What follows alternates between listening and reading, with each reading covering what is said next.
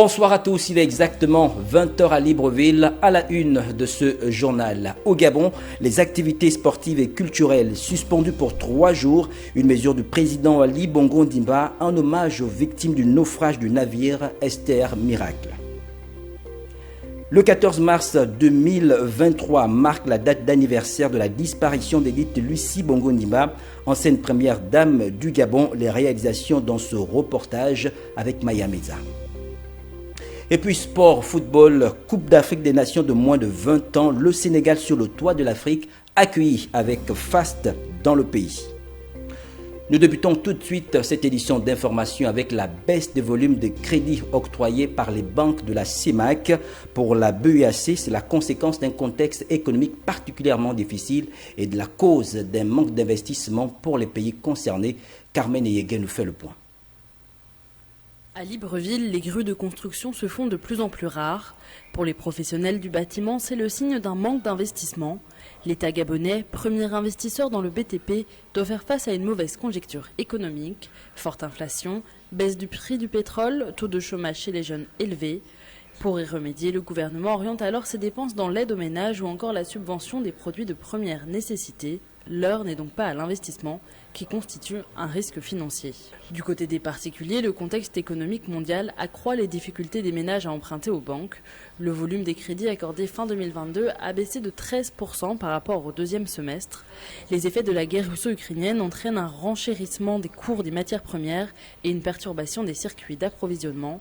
De ce fait, la CEMAC continue de subir les tensions inflationnistes et donc un durcissement des conditions monétaires au cours du troisième trimestre 2022, explique la Banque des États d'Afrique centrale.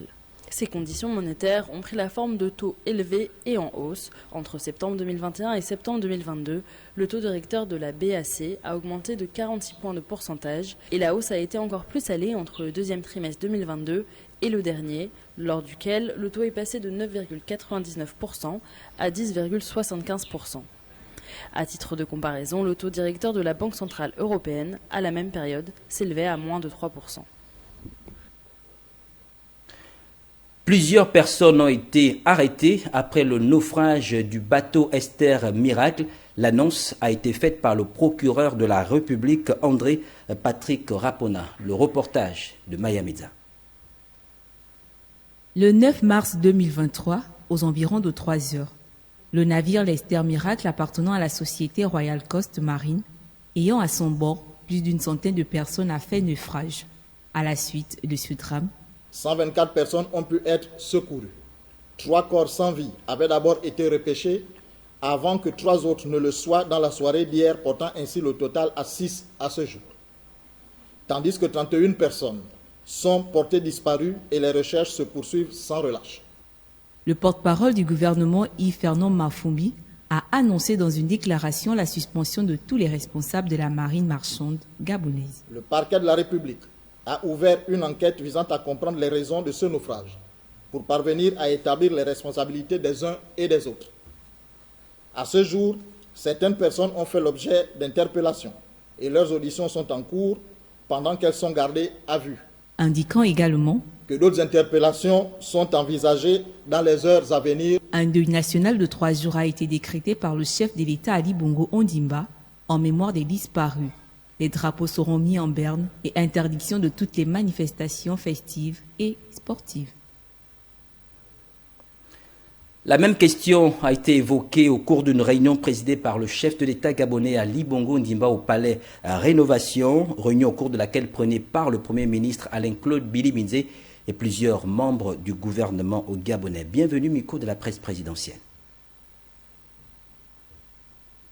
Mesdames et messieurs, consécutivement au naufrage du navire Esther Miracle, survenu dans la nuit du 9 mars 2023 au large de Libreville, le gouvernement a décidé de l'ouverture d'une enquête administrative, technique et nautique qui devrait permettre à son terme de déterminer les responsabilités. Aussi, afin de favoriser le bon déroulement de celle-ci, le gouvernement décide de suspendre à titre conservatoire les responsables administratifs suivants. Monsieur Fidèle Angwemba, directeur général de la marine marchande, Monsieur Ibrahim Okanga Souna, directeur général adjoint de la marine marchande, Monsieur Paul Mivinga, délégué provincial des affaires maritimes de l'Estuaire, Monsieur Bertrand Zué, délégué provincial des affaires maritimes de l'Ogooué maritime.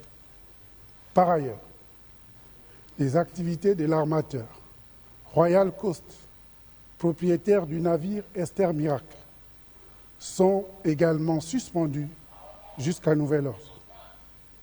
Le gouvernement réitère sa solidarité et sa compassion aux victimes et aux familles. Je vous remercie. Voilà, vous venez là de suivre le rapport du porte-parole du gouvernement Yves Fernand Mamfoumbi sur le rapport de sanctions lié au naufrage du bateau Esther Miracle. Nous poursuivons cette édition d'information au chapitre de mesures prises par le chef de l'État, le deuil national décrété pour 3 jours sur l'ensemble du territoire national. Décision prise hier par le chef de l'État gabonais au cours de son adresse à la nation. Après le naufrage du navire Esther Miracle qui a fait plusieurs victimes, le chef de l'État gabonais a décrété un deuil national de 3 jours à compter de ce mardi 14 mars, ce jusqu'au 16 du mois courant sur toute l'étendue du territoire national. Les drapeaux doivent être en berne pour accompagner la mémoire des disparus et soutenir de nombreuses familles endeuillées. Ces jours sont l'occasion d'accompagner en pensée et en prière les familles meurtries. Sur le terrain ce matin pour le constat, plusieurs administrations ont respecté la mesure du chef de l'État. Les drapeaux sont en berne. C'est le cas de celui de la Conférence interafricaine des marchés d'assurance CIMA, celui du ministère de l'Agriculture et de l'Élevage et bien d'autres. Outre cette mesure, il y a celle relative à la suspension de toute manifestation festive et sportive. Lors de sa déclaration de politique générale le 24 janvier dernier, Alain-Claude Bilibindé, Premier ministre chef du gouvernement, disait décréter un jour de prière nationale au Gabon. Peut-être que le jeudi 9 mars, journée noire pour la nation gabonaise, pourrait inspirer le gouvernement à l'adopter. Le reportage, il était signé Chimène Nindon sur le plan juridique à qui incombe la responsabilité de l'indemnisation des victimes du naufrage du bateau Esther Miracle, l'État ou l'entreprise. Pour en savoir un peu plus, notre rédaction a rencontré un juriste, Esther Amvan, pour les détails. La question de la responsabilité fait partie des nombreux éléments mis en relief depuis le naufrage du navire Esther Miracle de la compagnie Royal Coast au large des côtes de Libreville. Alors la responsabilité de l'État, peut-être pas trop, mais la responsabilité de la compagnie à qui appartenait le navire. Parce que la réalité, c'est que l'opérateur économique est dans l'obligation de mettre toutes les conditions de sécurité pour pouvoir mener à bien le transport maritime.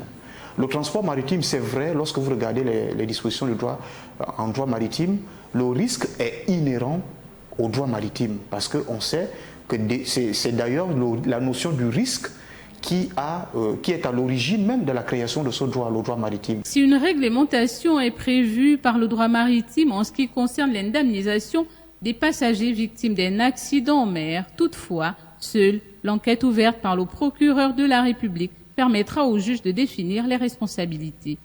Alors donc l'entreprise, éventuellement, en ce qui concerne les questions de négligence, peut-être éventuellement, je me réserve le droit de ne pas me prononcer à la place des juges, parce que seuls les juges pourront prendre une telle décision après enquête, éventuellement.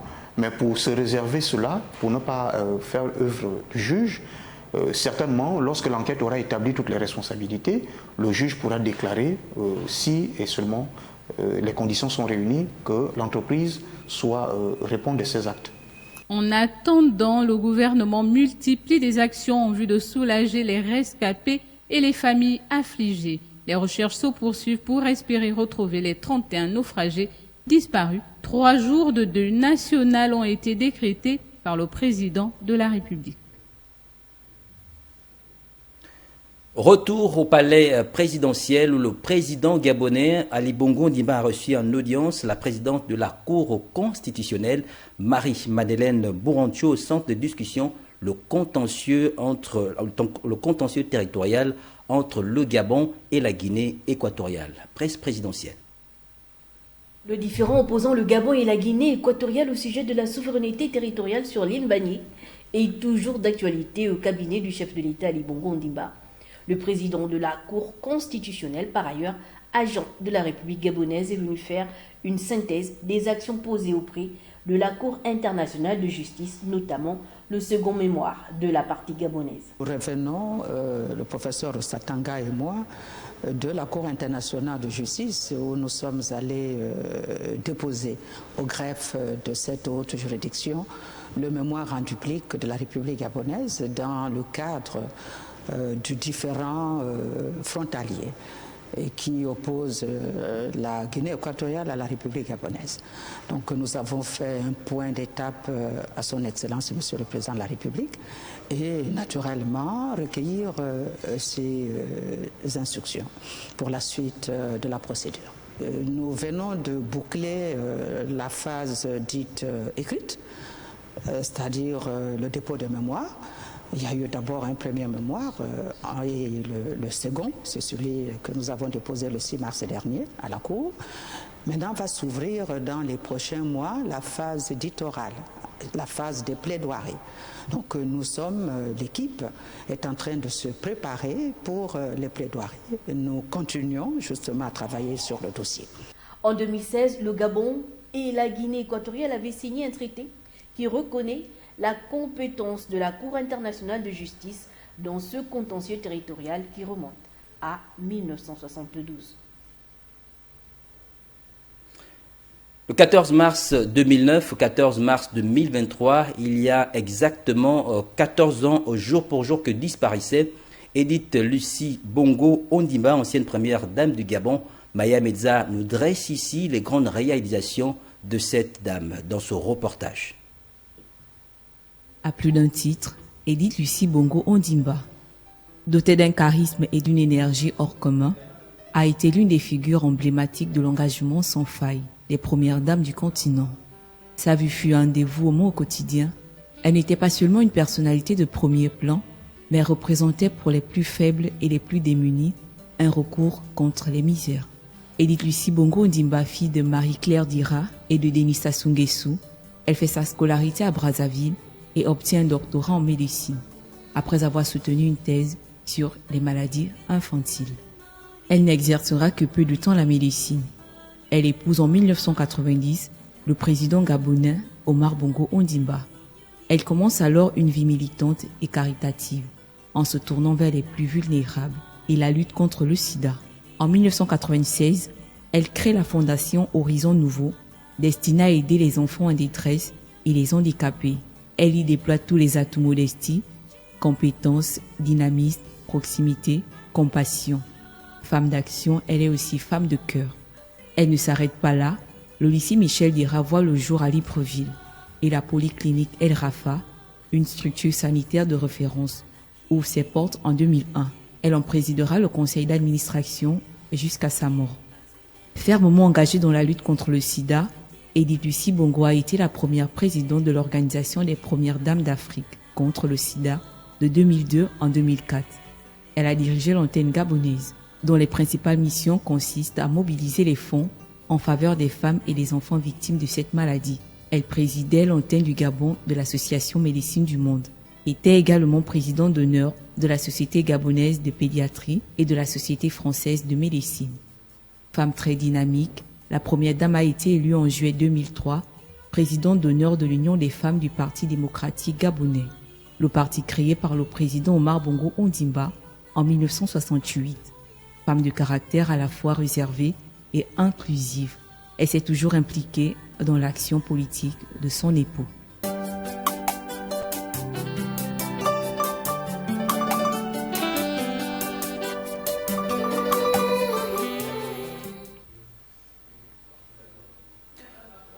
Hors de nos frontières à présent, au Rwanda, arrivé hier à Kigali de 6 unités mobiles de production de vaccins de la société pharmaceutique allemande Biotech. La production de ces vaccins permettra de lutter contre diverses maladies. Le point dans ce récit signé Sidel Animal.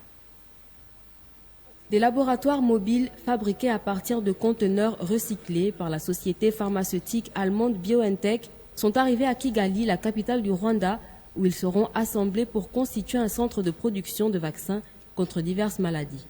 La pandémie de Covid-19 a mis en évidence la dépendance du continent aux vaccins importés.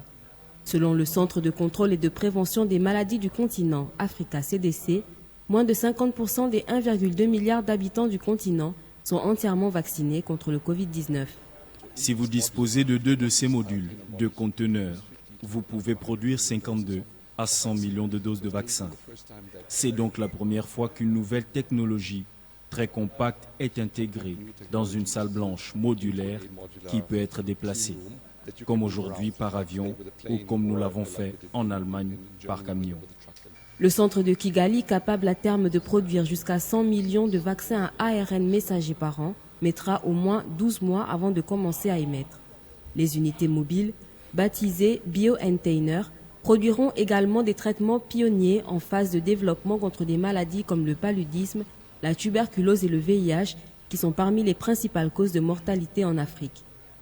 Nous ne devrions pas être les derniers à demander des vaccins ou des médicaments si nous pouvons les produire ici, sur notre continent. C'est donc un rêve qui devient réalité grâce à ces efforts. Le travail d'équipe, le partenariat, mais aussi la science qui apporte des solutions là où se trouve le problème. BioNTech a indiqué avoir employé 9 scientifiques locaux visés à augmenter le personnel à au moins une centaine d'ici l'année prochaine et faire en sorte que des employés rwandais dirigent l'installation. Le Rwanda distribuera les vaccins aux 55 pays membres de l'Union africaine. Cette installation est la première des 3 prévues pour l'Afrique, avec des livraisons prévues pour l'Afrique du Sud et le Sénégal. Comme précédemment annoncé, les activités sportives suspendues pour 3 jours à compter d'aujourd'hui, selon le décret pris par le président gabonais en hommage aux victimes du bateau Esther Miracle. Des précisions dans ce reportage d'Herman Malaga Moussaou. Jeudi 9 mars 2023, le bateau de l'Esther Miracle en partance de Libreville pour Port-Gentil a coulé dans les eaux gabonaises autour de 3 heures du matin, causant ainsi la mort de 6 personnes et la disparition de 31 à ce jour. À la suite de cette tragédie, un deuil national de 3 jours a été décrété par le président de la République, mais aussi la suspension de toute activité festive et sportive. Où que nous vivons au Gabon, la tragédie de l'Esther Miracle nous a profondément touchés, affectés. Partout dans le pays, l'émotion et la tristesse sont immenses. J'ai demandé au gouvernement de prendre toutes les mesures afin de prévenir autant qu'il est possible de tels drames. En attendant, les mardis 14, mercredi 15 et jeudi 16 mars seront jours de deuil national. En outre, tout au long de ce deuil national, toutes les manifestations festives et sportives dans le pays seront suspendues. Ces jours seront l'occasion d'accompagner en pensée et en prière toutes ces familles meurtries. Que Dieu vous garde et veille sur notre pays. Une adresse à la nation qui exprime la solidarité et la consternation du gouvernement gabonais et surtout du chef de l'État, Ali Bongo Ondimba, à la nation gabonaise tout entière et surtout à l'endroit des familles de ces nombreuses victimes. En football, on parle de l'Assemblée générale extraordinaire et ordinaire de la Ligue nationale de football féminin le week-end dernier à Libreville, assemblée dirigée par la présidente Odile Osawa. Objectif, discuter des textes en première partie et voter le budget annoncé pour la date du début du championnat national de football féminin. Jeremy Goman pour les détails. C'est dans un complexe hôtelier de Libreville qu'a eu lieu l'Assemblée générale extraordinaire et ordinaire de la Ligue nationale de football féminin il y a quelques jours. Un symposium qui a réuni les dirigeants des clubs féminins qui participeront à la toute première saison du championnat national de football féminin de première division. Une assemblée générale extraordinaire dont l'objectif était de l'examen et la validation des textes réglementaires qui constituent la LINAFEM. Il faut dire qu'après notre élection le 26 novembre 2022, la Ligue, la FEGAFOOT, la commission qui avait mis en place la création de cette Ligue, nous avait donné des statuts à compléter et à amender. Donc c'est ce que nous avons fait pendant tous ces derniers temps. En deuxième partie, il s'est agi de discuter de l'Assemblée générale ordinaire dont les points importants tournaient autour d'eux. La qualification des joueurs, le chronogramme un peu de nos activités. Tant bien que mal, nous avons déjà commencé nos activités sans avoir de siège véritablement, mais bon, nous travaillons quand même parce qu'il faut dire que la LINAF nous prête ses locaux pour nous réunir et donc on essaye de faire avancer les choses avec ces moyens qui sont à notre disposition.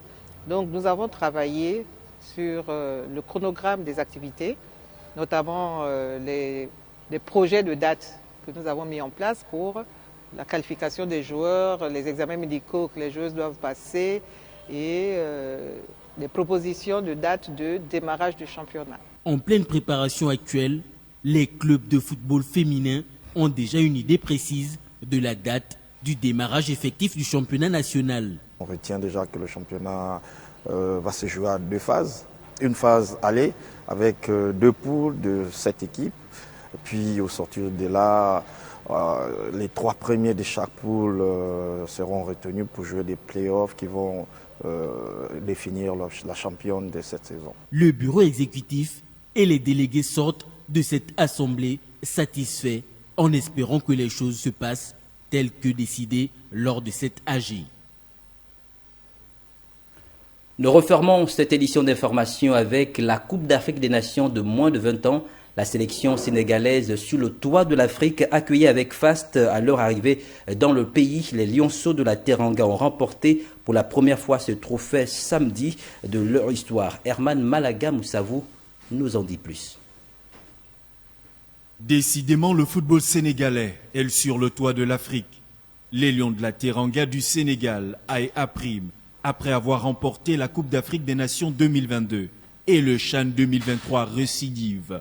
Cette fois-ci, le tour a été donné aux Lionceaux de la Teranga U20 de se signaler en remportant samedi dernier la Coupe d'Afrique des Nations U20 en Égypte dans un derby d'Afrique de l'Ouest. Le capitaine des Lionceaux donne son avis après ce sacre. En plus, nous avons une équipe qui a une ambition que dañuy dem jëli coupe bi indi ko voilà et que loolu moo nekkoon suñu bopp bi ñuy jógee Sénégal fi di dem foofu voilà coach bi tamit def na loolu noonu si ñun que bu ñu demee foofu dañuy jël coupe bi pas ay qualifié coupe du monde kese mais jëli coupe bi ñun moo ñu fa taxoon a ñëw et voilà yàlla def na nag li nga xamante ne mooy ñun suñu objectif bi nga xamante ne ni moom la ñu fixé woon dem nañ yàlla defal nañu si jàmm. Ce titre de champion U20 en Coupe d'Afrique des Nations est bien la confirmation d'un travail bien élaboré et structuré par la Fédération sénégalaise de football et sa tutelle. Donc c'est plusieurs années, plusieurs at la tay mom mo la yalla tay mën na né barkel. Donc ba tax na kon dañuy féliciter tous les acteurs du mouvement sportif, moy ñi né ci club yi, né ci centre de formation yi, mais également l'État du Sénégal avec le chef de l'État qui a mis les moyens, qui instruit donc les membres du gouvernement de mettre les équipes dans d'excellentes conditions de performance. Loolu lepp suñ ko bolé ak l'expertise locale moo tax tay mën na né Sénégal am résultat. Ce énième sacre continental du Sénégal dans ce derby d'Afrique de l'Ouest lors de cette Coupe d'Afrique des Nations U20 vient taire tous les débats sur le pays qui règne sur l'Afrique en matière de football. Car la suprématie du football sénégalais sur le continent, pour l'heure, n'est plus à démontrer.